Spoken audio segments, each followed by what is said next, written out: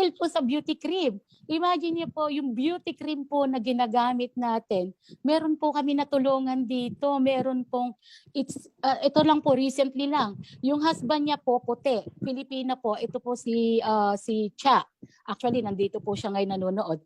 Na-diagnose po na may schizophrenia. Alam niyo po yung brain disorder? Unless na-meet ko po si Gino, yung husband ni Cha, talaga pong ibang ano niya, talagang hindi ko alam na yun yung issue niya. Meron siyang brain disorder.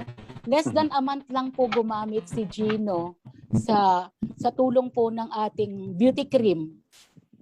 Ngayon po, tinanggal na po ng doktor niya lahat po ng gamot niya sa brain. Ibig sabihin po, nag-normal po si Gino. Dati po hindi siya nakikipag-usap, lagi siyang galit. Sabi ng asawa niya, laging galit yan. Kasi po mayroon siyang brain disorder. Pero nag-beauty cream lang po, nag-Fairmax lang. Ngayon po alam niya na rin po paano, nag-share na rin siya. Normal na po. Okay? So, malaking bagay po.